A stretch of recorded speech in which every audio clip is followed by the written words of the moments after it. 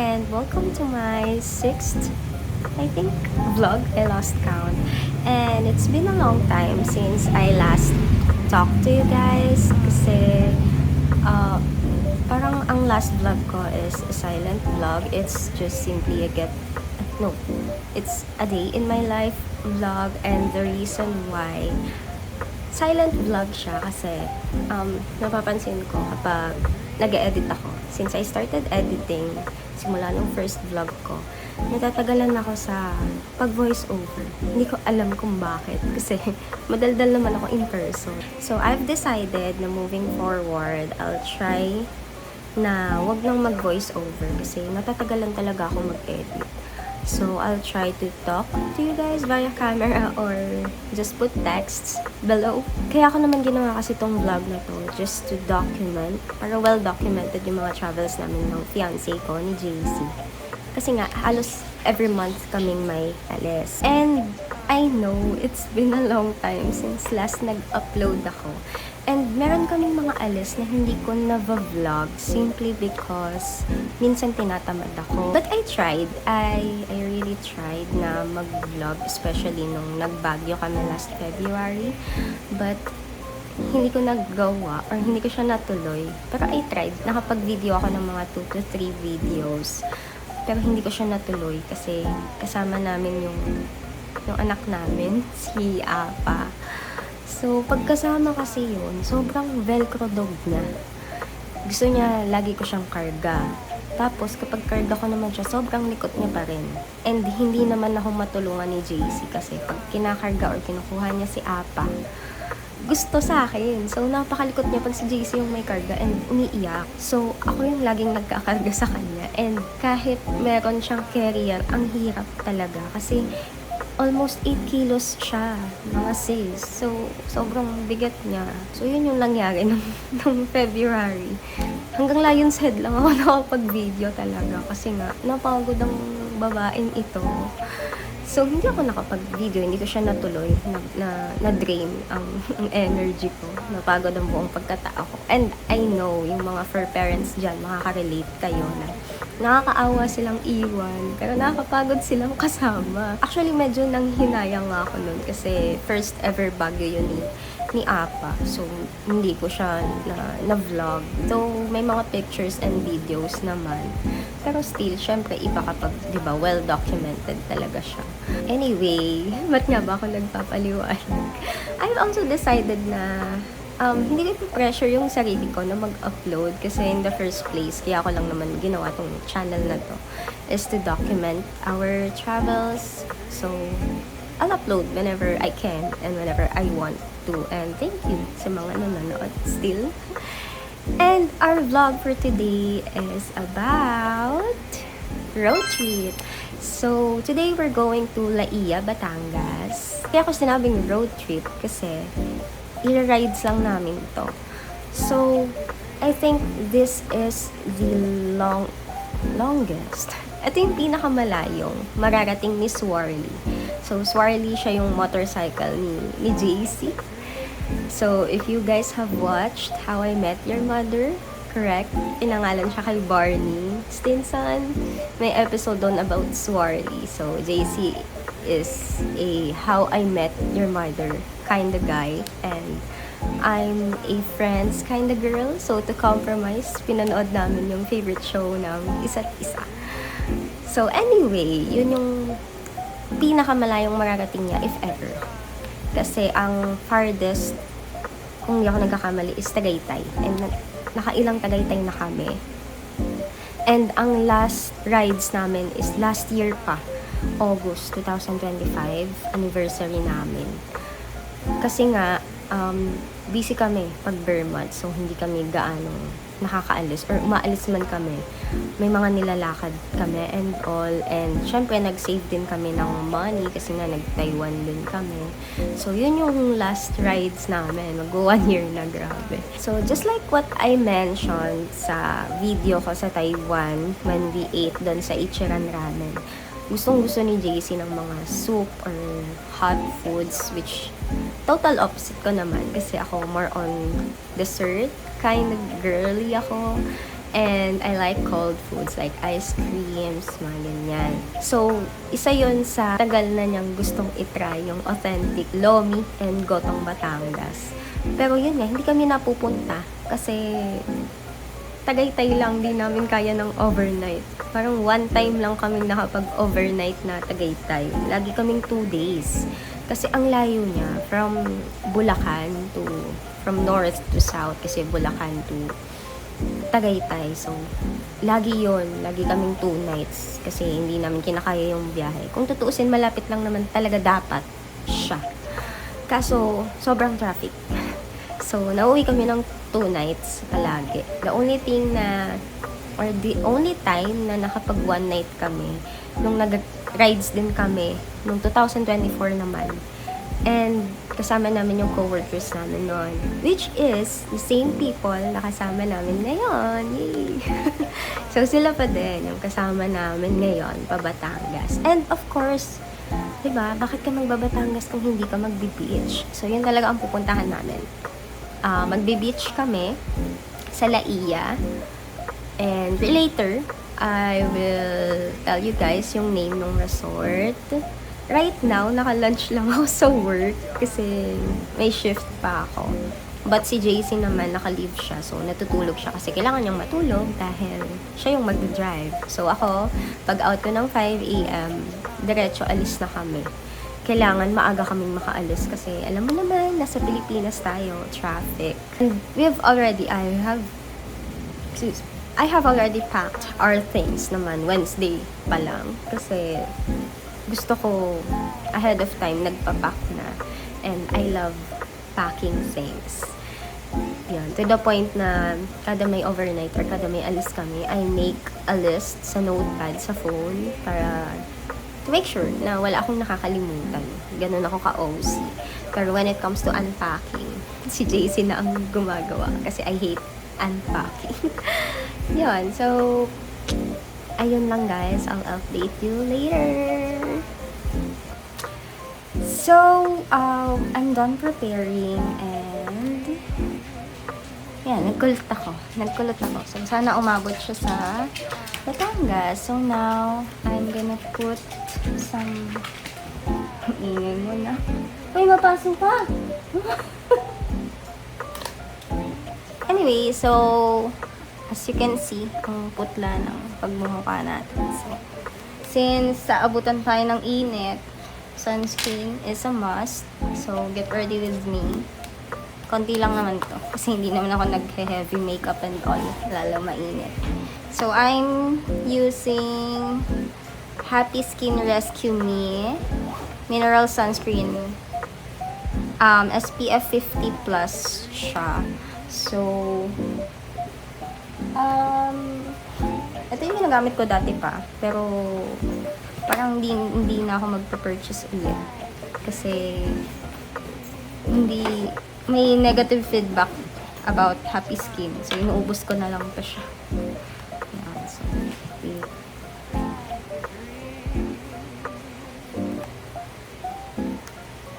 Yan. So, pag naglalagay kayo ng sunscreen, nabasa ko lang somewhere, dapat 2 fingers yung dami niya para maging enough siya. So, wait. Nalagay ko lang. Yan. So, we're done. And for me, although may natry akong ibang sunscreen, mga 3 din. Kaso nag-breakout ako sa kanila. Dito lang ako hindi nag-breakout. Kaya kahit medyo pricey siya for me. Ayun. Kaya inubos ko na lang siya. Pero I will not repurchase. Next is brow. So ako, pinaka nadadalian ako magkilay or gumamit na pen. Brow pen. So, I'm using Strokes. But, before, ang ginagamit ko is Easy. Okay din yun si Easy. Kaso, ang hindi ko bet kay Easy is para siyang glossy tingnan. Pag nasa-shine. Pag nasisinaga ng something. Pero mas long-lasting si Easy and mas mura siya compared kay Strokes. Pero si Strokes kasi matte finish siya. So, ito yung tinry ko ngayon. Pero, naka-2-3 repurchase din ako kay Easy and planning to repurchase din naman. So, shade. Okay, done. Ayan, okay naman siya. Okay, next is curl lang ako ng lashes. Okay, done. So, next is I'm going to apply mascara. I'm using Clinique mascara. So,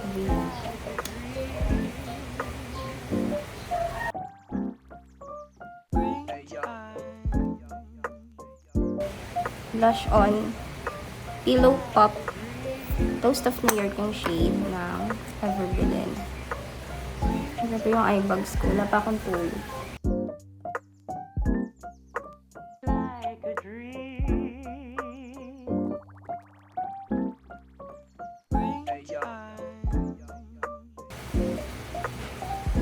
Okay, done. Okay.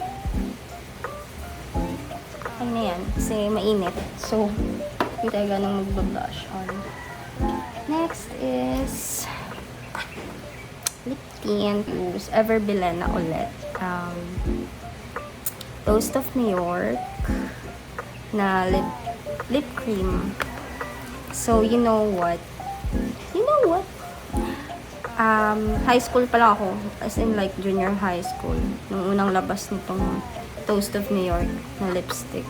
Yun yung gamit ko. As in, favorite shade ko siya. Kaya, grabe yung sobrang happy ko nung nilabas nila tong lip cream. Kasi, ang problem do sa lipstick na yun is yung dating formula. I'm not sure sa formula nila ngayon. Pero yung dati, grabe ang drying niya sa lips. Pero kasi, ano yun, sobrang ganda ng shade niya. So, kahit tiis ganda talaga.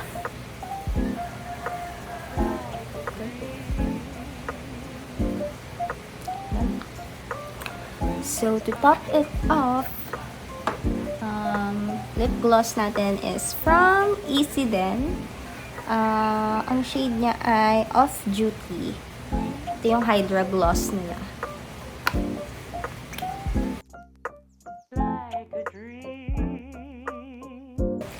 So, we're done, guys. Yun lang naman ang aking pag-aayos. Always, yun lang yun. So, last step is, of course, pabango. And since summer na yun, no dahil sa mga matatapang na pabango. So, ang always go-to ko na pabango kapag mainit is this one. Elizabeth Arden Green Tea. So, as you can see, gamit na gamit yan. Pero kung halimbawa dyan lang naman, like halimbawa magra-run lang ako, walk, or nung on-site pa ako, gym, ang gamit ko ay yung Baby Flow na yellow. Sobrang, may baby ka doon. Like, amoy powder talaga siya. Ito, kaya pinangaalis ko kasi mas long-lasting siya, of course, compared doon sa Baby Flow na yellow. So, mas long-lasting. Grabe, long-lasting to. And gustong-gusto ko yung amoy niya kasi ano lang, fresh ka lang, ganun lang. So, ayun. We're gonna go kasi 5:20 na and 5:15 yung usapan namin. Pero wala pa naman yung iba. Pero mauna na kami kasi may mga bibilhin pa kami sa 7-Eleven na snacks like water, ganun. So, see you!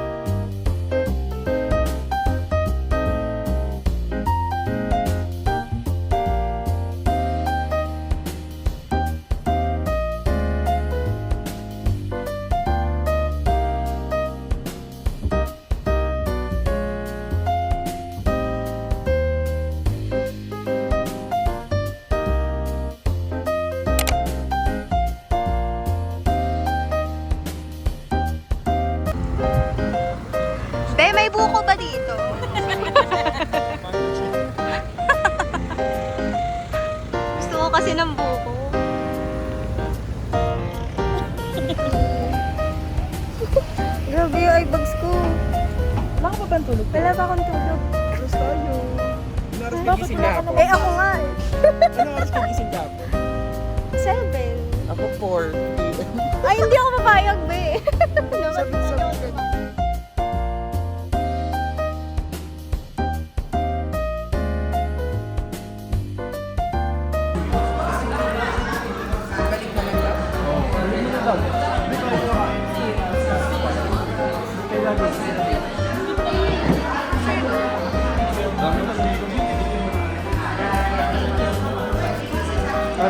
Ito.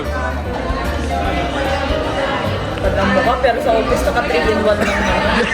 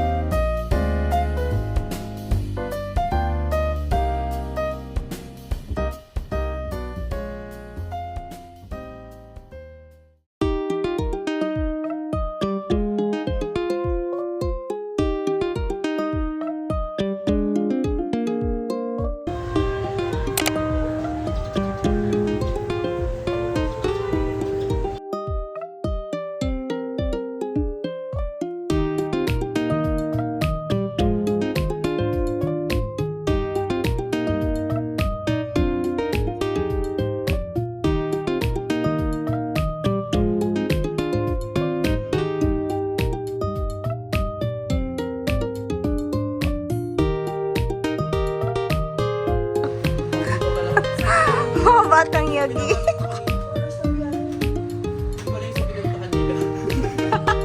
Nasugpo pala. Tangi, 4 hours lang naman talaga ata tayo dapat. Oo, dami kasi nating pangka-cloud chase. Anong oras tayo umalis? Sabihin natin 6. 6 naman talaga. Anong oras tayo nakarating sa bandang 10 na tayo nasa Tagaytay. May picture nga pala eh. Stop over ka. Doon pa lang 3 hours. Tapos papunta dito. Pero mabilis na yun para sa Tagaytay ah. Ilang 4 hours tayo papunta dati. dito? 7 hours?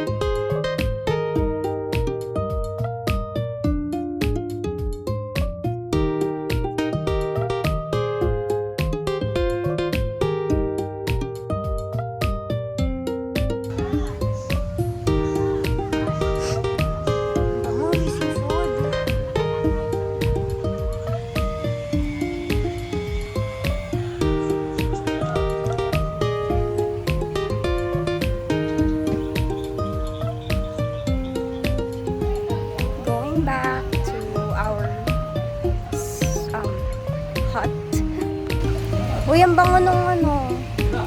Ang bango nung ulam nung Ano na, Dave? Ano yun, bakla? Para makaipit ka na. Ano? Kukunin ko na yung yelo. Ang nakolek ni Dave. Thank you, ma.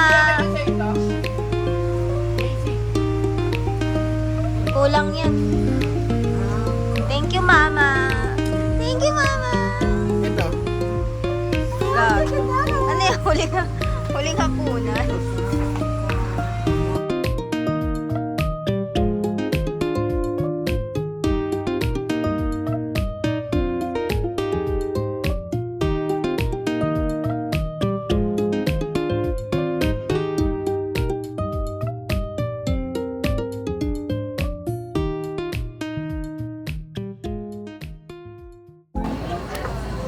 Hey everyone, it's already 1 o'clock, I guess, and I just woke up.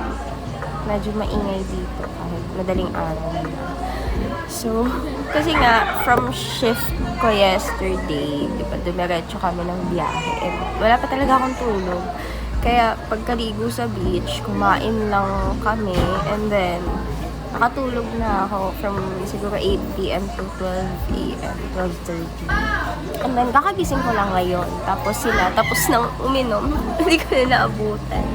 Tapos silang uminom. Yan, mga nagsitulog na silang lahat. So, ako na lang natira dito.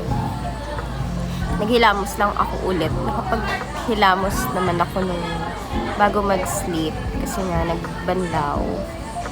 Tapos, kasi hindi ako nakapag-skincare kasi sobrang pagod and antok. Imagine, umalis kami sa Bulacan ng siguro, wait, ayusin ko yung angle.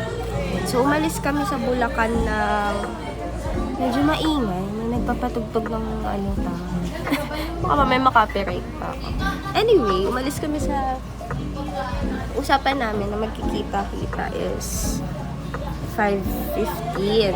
So, nakapagkita-kita naman kami ng mga 5:30.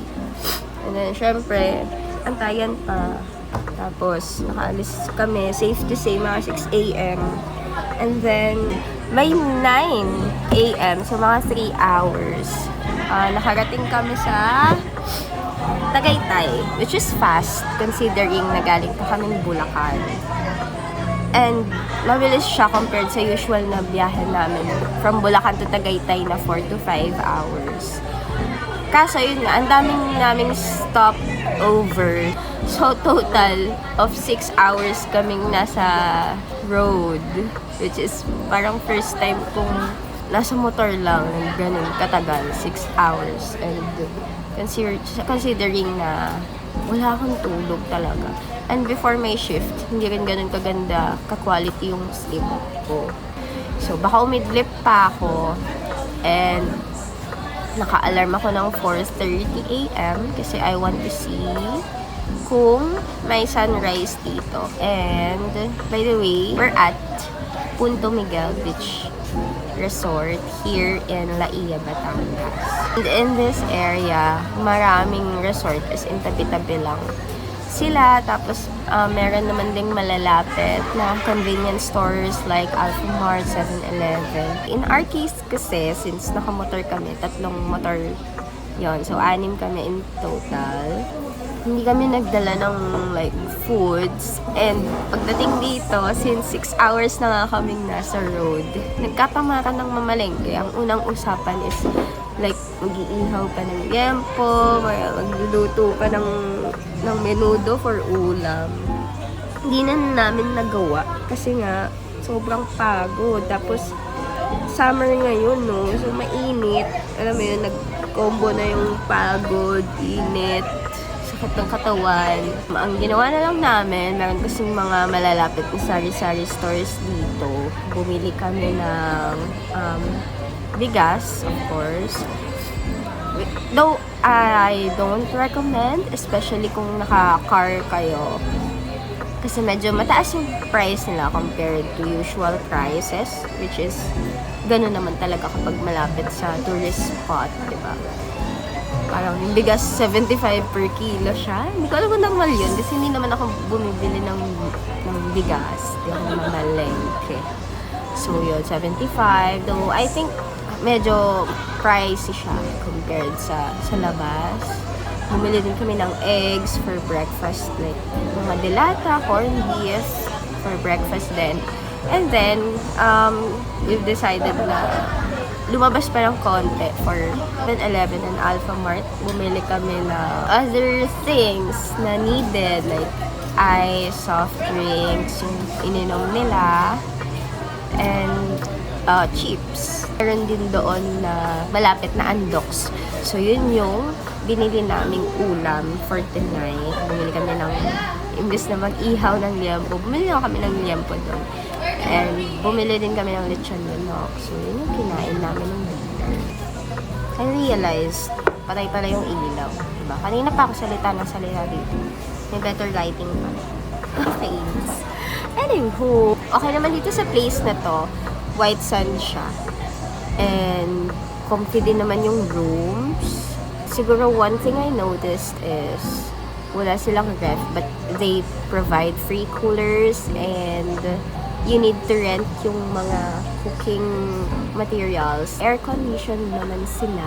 Okay din naman yung CR. Kaya lang nga, yung sunset is wala siya doon sa dagat. Nandito siya sa right side. May building sa right side. So, hindi siya ganun kakita. Yun lang yung napansin ko. Yan. Pero all in all, okay naman siya. Okay naman yung resort for its price. By the way, ang inabot ng room namin, 8 people kasi ang room namin. 7 to 8 people. Is parang nasa 8K ata ang binayad namin. 8.5. 8.5. Siguro mga 20 steps. Siguro mga 50 to 100 steps away lang from the beach itself. Kasi beachfront na talaga yung mismong resort. So, one thing pa pala, wala silang wifi. So, magpa-load na lang kayo ng data. Medyo mabagal yung smart na data. Ako kasi Globe ako. So, okay naman yung signal ng Globe. So, yung smart medyo mabagal. Ayun lang guys. So, good night! Oh, one last thing. Ang cute ng t-shirt ko. Born to read. Forced to work.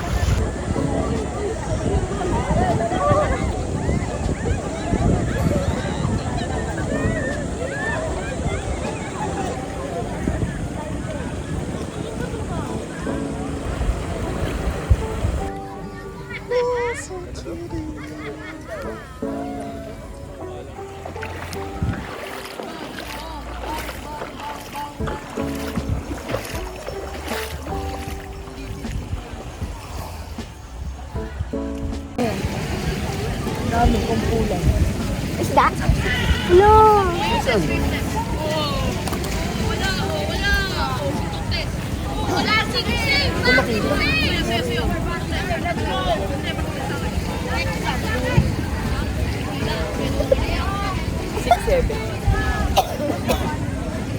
Parang pareha sila ng size. Coffee! Ang clear skin ko, Bio. Kaya ako bumili icon. Meron na po. Thank you po. Meron na po. Thank you po. Ito pinaka-souvenir namin. Nataasan pa ako ng kulay. Wala ibang kulay. Orange is not my color. Nagpa-color analysis kasi. Ano yung nagkaring to TL? Binili ko sa Shopee. Dala ko yan. Dala mo. Hindi ko na nalabas ka. Kung papasok akong office ang itim ko. Baka di ka mapapapasukin kapag may. Kala mo sobrang puting pumunta dito. Ang pulat sa amin.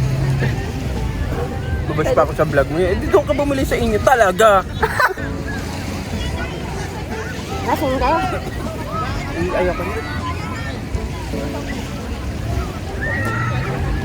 Bye.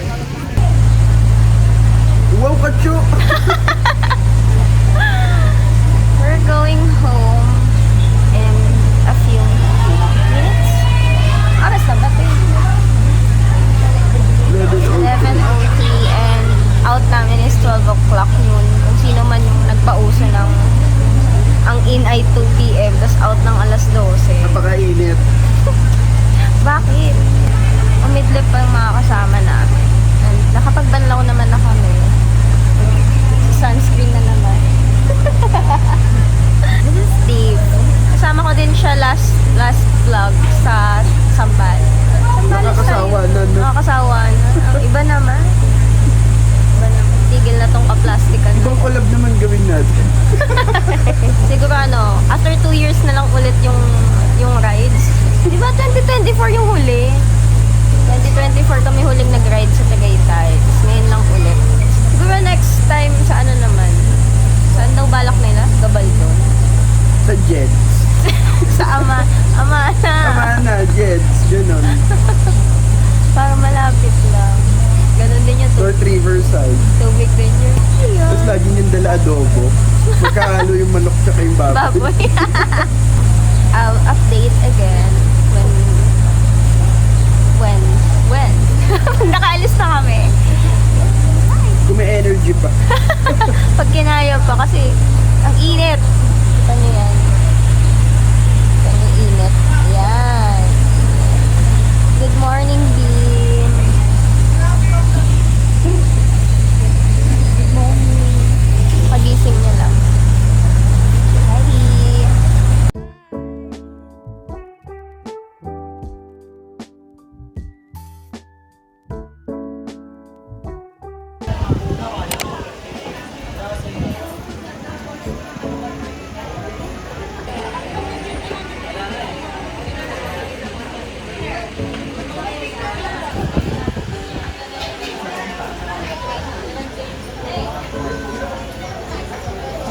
Wow!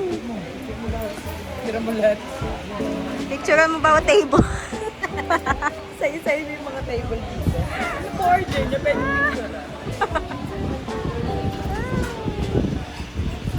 Ano yan? Special. This is ano to? Lomi. Ayan. Lechon lomi. Ayan. Thank you po. Sisig? Sisig ba yan? Hindi nga, totoo nga. yeah. Yung kay Bim. Special. Akawali. Akawali.